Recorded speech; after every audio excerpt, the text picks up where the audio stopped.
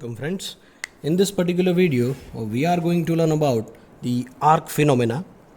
Okay, how it occurs.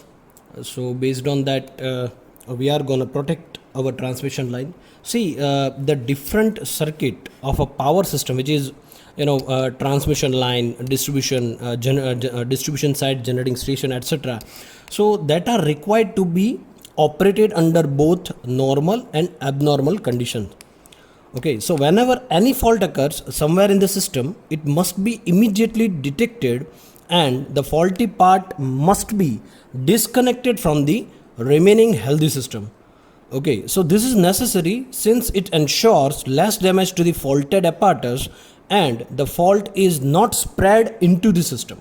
So basically हमें पता है कि ट्रांसमिशन लाइन या डिस्ट्रीब्यूशन साइड या जनरेटिंग स्टेशन साइड अगर कोई फॉल्ट वहाँ पे होता है तो वो फॉल्ट इमीडिएटली वहाँ से क्लियर हो जाना चाहिए, तो ज़्यादा से ज़्यादा जो है वो आप कंज्यूमर एंड तक सप्लाई जो है वो कंटिन्यूसली पहुँचा पाएंगे. ठीक है, और अगर हम देखें तो काफ़ी ज़्यादा अमाउंट में जो हम इलेक्ट्रिसिटी प्रोड्यूस करते हैं तो काफ़ी बड़े सिस्टम वहाँ पे रहता है. ठीक है, बड़े जनरेटर वहाँ पे रहते हैं, तो वो बड़ी सिस्टम को हम जो है वो आसानी से क्लोज़ नहीं कर सकते. ठीक है, और क्लोज़ भी अगर कर दे तो हमें जो है लोड का भी देखना होता है कि लोड डिमांड को हमें जो है वो उसको भी ओवरकम करना होता है. ठीक है, तो ये आसानी से नहीं होता है. तो क्या होता है कि प्रोटेक्शन सिस्टम के अंदर हम ज़्यादा से ज़्यादा जो है वो प्रोटेक्टिव डिवाइसेस या इक्विपमेंट जो है वो यूज़ करते हैं उसको प्रोटेक्ट करने के लिए. तो तुरंत ही वो अगर फॉल्टी कंडीशन कुछ आए तो वो जो है फॉल्टी कंडीशन हम क्लियर करके वापस से हम क्या कर सकते हैं, पावर सिस्टम को जो है वो हेल्दी भी रख सकते हैं और कंटिन्यूस सप्लाई भी दे सकते हैं. ठीक है, सो सी previously the function of switching function जो था स्विचिंग का वो क्या था, ऑन और ऑफ करना था. ठीक है, पावर सिस्टम एलिमेंट को. So that was accomplished with the help off switch and fuse. हमें पता है स्विच क्या काम करता है, हमें पता है कि फ्यूज क्या काम करता है. So which is placed in series with the circuit, that we all know, but it suffers some difficulties such as replacement of fuse takes a long time. Fine, अगर आप फ्यूज़ वहाँ पे यूज़ करते हैं तो फ्यूज़ जो है उसका एम्पियर रेटिंग जो है वो इतना ज़्यादा जो है वो नहीं होता है. अगर हम बात करें कि लॉन्ग ट्रांसमिशन लाइन और वहाँ पे जो वोल्टेज और करंट का लेवल जो है वो काफ़ी ज़्यादा मात्रा में हाई होता है. ठीक है, तो अगर वहाँ पे आप फ्यूज़ लगाएंगे या फिर कोई ऐसी स्विच लगाएंगे तो वहाँ पे क्या होगा कि फ्यूज़ जो है वो आपको रिप्लेस करना पड़ेगा. फ्यूज़ अगर एक बार जो फॉल्टी कंडीशन के कारण जो है वो बर्न हो चुका है तो फ्यूज़ आपको रिप्लेस करना पड़ेगा, तो उसके लिए टाइम चाहिए और हमें वहाँ पे कुछ भी इतना ज़्यादा हमें टाइम नहीं मिल रहा है क्योंकि हमें कंटिन्यूस सप्लाई कंज्यूमर एंड तक पहुंचाना है. तो अगर स्विच अगर देखें तो स्विच के अंदर क्या प्रॉब्लम होता है, स्विच जो है देखिए इस तरह से कुछ होती है. ठीक है, तो अगर वहाँ यहाँ पे मान लीजिए ये कोई जनरेटर और ये लोड साइड है तो कुछ प्रॉब्लम हुआ. ठीक है, कुछ प्रॉब्लम हुआ तो ये अगर स्विच ऐसे ओपन होती है तो स्विच अगर ओपन होती है तो इसके दोनों जो कॉन्टैक्ट है उसके बीच में अगर आप सडनली ब्रेक डाउन करेंगे तो क्या होगा, ये अगर स्विच ब्रेक करेंगे तो क्या होगा कि यहाँ पे बहुत ही ज़्यादा मात्रा में आर्क जो है वो प्रोड्यूस होगा क्योंकि करंट का लेवल, फॉल्टी करंट का लेवल जो है वो काफ़ी मात्रा में होता है. ठीक है, वो काफ़ी ज़्यादा मात्रा में होता है. तो उतने हाई करंट के लिए आप जो है अगर स्विच ओपन कर देंगे तो क्या हो जाएगा कि वहाँ पे जो है वो स्विच जो है वो डैमेज होने का खतरा रहता है, एज वेल एज आपके जो भी एपार्टस वहाँ पे लगाए हैं वो भी उससे डैमेज हो सकते हैं. ठीक है, सो supply to the consumer will be restored after long time if you are using fuse or switch. So the another limitation is that it will not be able to interrupt successfully the heavy fault currents. Okay, so due to this disadvantage, the use of switch and fuse unit is replaced by circuit breaker. Fine. So this fuse unit is restricted to the low voltage and small capacity circuits. So where frequent operation are not performed. So with the development in the power system, the transmission lines and various equipments operate at very high voltage carrying large currents. Fine. So the switch and fuse arrangement explained. See, switch और fuse arrangement जो है हम low voltage के लिए use करते हैं. हम यहाँ पे सर्किट ब्रेकर जो है हाई जो भी वहाँ पे हम यूज़ करते हैं हाई वोल्टेज या फिर मीडियम वोल्टेज या फिर शॉर्ट ट्रांसमिशन लाइन के लिए, तो वहाँ पे हम क्या यूज़ करते हैं, हम यूज़ करते हैं circuit breaker. So circuit breaker can make and break a contact or you can say circuit either manually or automatically under no load or full load, or you can say the short circuit condition. So it forms important element in protective scheme that we all know. Fine. So देखिए हमें पता है कि circuit breaker के दो contact होते हैं. Circuit breaker के अंदर जो है वो दो कॉन्टैक्ट होते हैं इस तरह से. एक जो होता है वो होता है फिक्स कॉन्टैक्ट, दूसरा जो होता है वो होता है मूविंग कॉन्टैक्ट. अगर हम देखें कि ये फिक्स कॉन्टैक्ट और मूविंग कॉन्टैक्ट जो होता है, ये फिक्स कॉन्टैक्ट तो अपना फिक्स ही है. ये अगर मान लीजिए ये पूरा सर्किट ब्रेकर है अपना, तो यहाँ पे फिक्स कॉन्टैक्ट फिक्स है और ये मूविंग कॉन्टैक्ट ये मूव हो रहा है. ठीक है, ये मूव हो सकता है इस तरह. तो अगर ये पहले अगर नॉर्मल कंडीशन है तो ये इस तरह से जो है वो कुछ इस तरह से होगा. ये देखिए इस तरह से. तो ये होगा फिक्स कॉन्टैक्ट, ये होगा मूविंग कॉन्टैक्ट अपना. तो दोनों कॉन्टैक्ट जो है वो इस तरह से क्या हो जाएंगे, ये क्लोज रहेंगे, इस तरह से क्लोज रहेंगे. ठीक है, तो आपका सप्लाई जो है वो इस तरह से कंटिन्यूसली जाएगा. सर्किट ब्रेकर कहाँ पे लगे होते हैं, देखिए ये होता है आर, वाई और बी, तीनों की तीनों फेज़ है. ठीक है, अगर बीच में मैं ये सबस्टेशन लगा दूँ और ये आर वाई बी ये आउटगोइंग है और ये इनकमिंग है, तो सिर्फ सर्किट ब्रेकर का ही आपको बता रहा हूँ इसलिए. तो यहाँ पे एक सर्किट ब्रेकर लगा होगा, यहाँ पे एक सर्किट ब्रेकर लगा होगा और यहाँ पे भी एक सर्किट ब्रेकर लगा होगा इस तरह से बीच में. ठीक है, तो अभी तो आप अगर कोई फॉल्ट हुआ तो ये कनेक्शन अगर ये आप क्या करेंगे, ब्रेक करेंगे, तो ही आपकी लाइन जो है वो क्या हो जाएगी, यहाँ पे अपार्ट हो जाएंगे. ठीक है, सो अगर ये सर्किट ब्रेकर जो है इसकी फिक्स कॉन्टैक्ट और मूविंग कॉन्टैक्ट अगर फॉल्टी कंडीशन में अगर फॉल्ट अगर कुछ हुआ तो वहाँ पे सर्किट ब्रेकर का कॉन्टैक्ट अगर आप ओपन करोगे तो ये इस तरह से कुछ होगा, ओपन होगा, या फिर कुछ इस तरह से ओपन होगा. इस तरह से अगर ओपन होगा तो आप देख सकते हैं इसके बीच में जो ये स्पेस है, स्पेस जो है ये स्पेस के बीच में आर्क जो है वो डेवलप होगा. आर्क मतलब हम कहते हैं ना कि कुछ चिंगारी टाइप. ठीक है, हमें दिखता है, कई दफ़ा हमने देखा होगा. ठीक है, सबस्टेशन यूनिट पे या फिर टीसी के यूनिट पे. ठीक है, हम ट्रांसफार्मर जो यूज़ करते हैं उसके यूनिट पे तो जो है वाइट लाइट जो है हम जो है अब देखते हैं कई दफ़ा ऐसा होता है. ठीक है, spark, one type of spark. ठीक है, सो इस तरह से जो है वो क्या हो जाएगा, ये सेपरेट अगर करेंगे तो बीच में जो है वो आर्क फॉर्म होगा. ठीक है, ये इस दोनों के बीच में जो है वो क्या हो जाएगा, अगर ये अपार्ट होंगे, ये मूविंग कॉन्टैक्ट ये फिक्स है, तो इस तरह से अगर ये मूव होता है फॉल्टी कंडीशन में, ये मूव होता है तो यहाँ से और यहाँ तक क्या हो जाएगा, ये स्पार्क होगा. ठीक है, see under faulty condition heavy current flows through the contact of the circuit breaker before they are before they are opened. So as soon as the contact starts separating, the area of contact decreases, which will increase the current density and consequently rise in temperature. Are you getting my point? देखिए faulty condition में क्या होता है, very high current flows through the circuit breaker contacts. Circuit breaker के ये दोनों contact है, moving और फिक्स कॉन्टैक्ट. तो इसके जो भी अराउंड में ये फॉल्ट कुछ हुआ, देखिए मान लीजिए कि मेरे पास ये सर्किट ब्रेकर के दोनों कॉन्टैक्ट पे क्लोज है. ठीक है, इस तरह से क्लोज है और ये पूरी सिस्टम है अपनी. ठीक है, इस तरह से कुछ लगी होती है. तो यहाँ पे इस तरह से यहाँ तक जो है वो क्या हो जाएगा, आपका करंट फ्लो हो रहा है, हाई करंट, क्योंकि फॉल्टी करंट है इसलिए. So when the contacts begin to separate and arc is develop between them, तो यहाँ पे अगर सेपरेट हुआ तो ये देखिए ये सेपरेट अगर हो रहा है तो इसके बीच में ये आर्क फॉर्म. क्यों आर्क फॉर्म होगी, क्योंकि यहाँ पे जो सराउंडिंग मीडियम है वो एयर होगा या फिर कुछ भी हो सकता है. ये एयर जो है वो आयोनाइज हो जाएगी, उसके पार्टिकल जो है वो आयोनाइज हो जाएंगे. क्यों, क्योंकि यहाँ पे फ्लो होने वाला करंट वो अपनी जगह बनाएगा यहाँ से यहाँ तक जाने के लिए. ठीक है, वो पाथ ढूंढेगा कि यहाँ से यहाँ तक जाने के लिए, क्योंकि करंट काफ़ी ज़्यादा मतलब फॉल्टी करंट देखिए 500 एम्पियर हो सकता है, 1000 एम्पियर हो सकता है, अप टू 5000 एम्पियर हो सकता है, बहुत ज़्यादा हो सकता है. तो वो करंट, इतना करंट जो है वो ऑब्वियसली यहाँ पे जो भी मीडियम होगा या फिर जो भी एयर या फिर कुछ भी, तो इतनी स्पेस के अंदर वो आसानी से क्या हो जाएगा, अपनी आर्क डेवलप करेगा.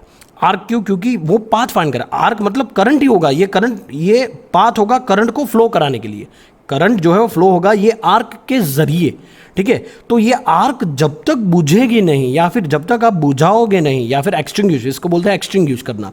सो जब तक आप एक्सटिंग्विश नहीं करेंगे इस आर्क को, तब तक जो है आपका सप्लाई चालू रहेगा.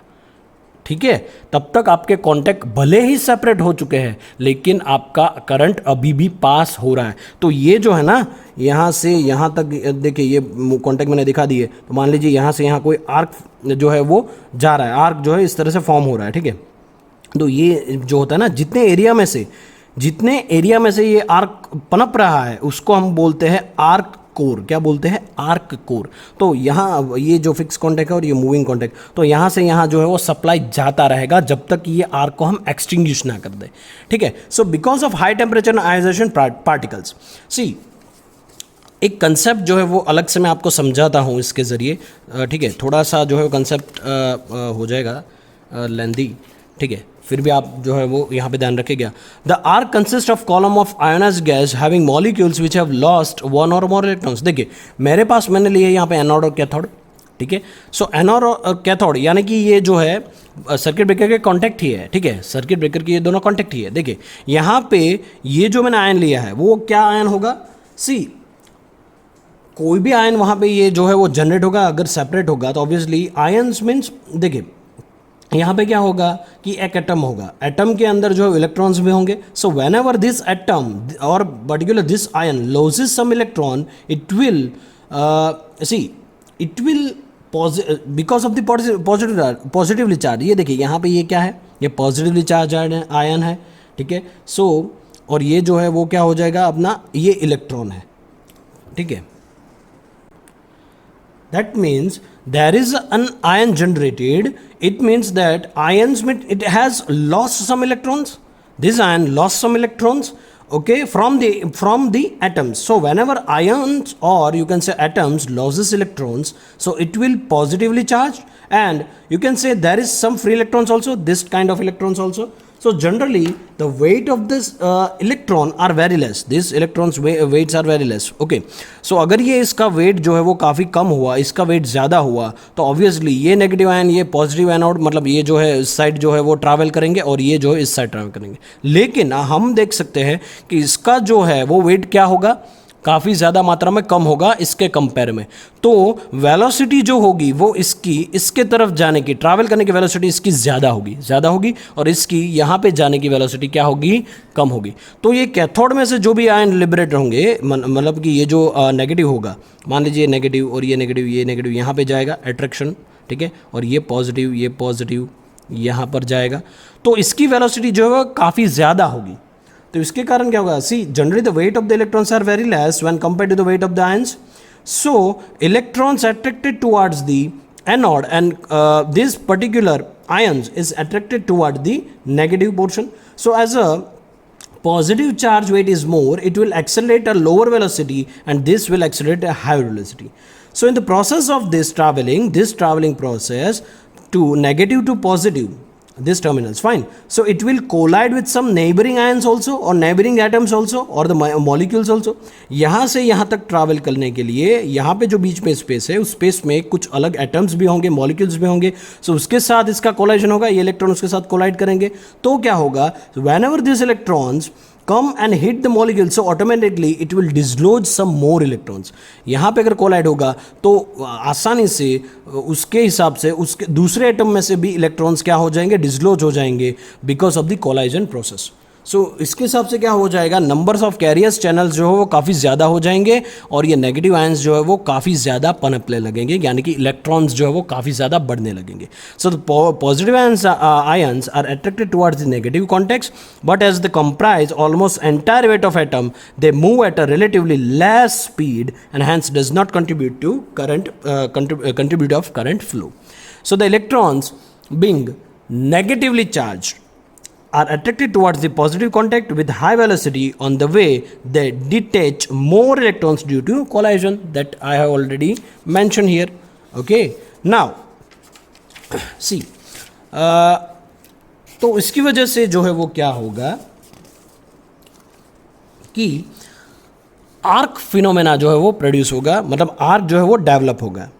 सो वो इलेक्ट्रॉन्स जो काफ़ी मात्रा में होंगे, तो अगर आप कॉन्टैक्ट को सेपरेट करेंगे तो यही प्रोसेस जो होगी मैंने जो समझाई है, और वो आर्क जो है वो डेवलप करने में मदद करेगी। So due to this arc the current remains uninterrupted. इसी आर्क की वजह से आपका करंट जो है वो अनइंटरप्टेड रहेगा। करंट जो है, हालांकि सर्किट ब्रेकर कॉन्टैक्ट ओपन हो चुके हैं, फिर भी वहाँ पे आर्क की वजह से करंट का पाथ जो है उसे मिल रहा है, ठीक है। So during arcing the current between contacts depends on the arc resistance. कितना आर्क का रेजिस्टेंस है उसके ऊपर जो है वो डिपेंडेंट है, फाइन। सी उसके हिसाब से क्या होगा, अगर वो इलेक्ट्रॉन कोलाइड हो रहा है तो हीट भी प्रोड्यूस होगी, fine. So the heat which is produced in the medium is sufficient enough to ionize air or oil. उसके बीच में जो मीडियम हम यूज़ करते हैं, ऑयल होगा या फिर एयर होगा, ठीक है, सर्किट ब्रेकर के कॉन्टैक्ट के बीच में जो भी हम मीडियम यूज़ करते हैं. So the heat which is produced in the medium is sufficient enough to ionise air और oil which will act as a conductor. Thus, an arc is struck between the contact, and the potential difference between the contact is sufficient to maintain the arc. So, as long as the arc is remaining between the contacts, the circuit is said to be uninterrupted. I repeat, as long as the arc is remaining between the contacts, the circuit is said to be uninterrupted. So, the current flowing between the contacts depend on the arc resistance. With the increase in arc resistance, the current flowing will be smaller, and the arc resistance depend on some factors. Okay, देखिए current जो है वो किसके ऊपर dependent है, is proportional to 1/r. Okay, so the resistance depends on what, it length of the arc.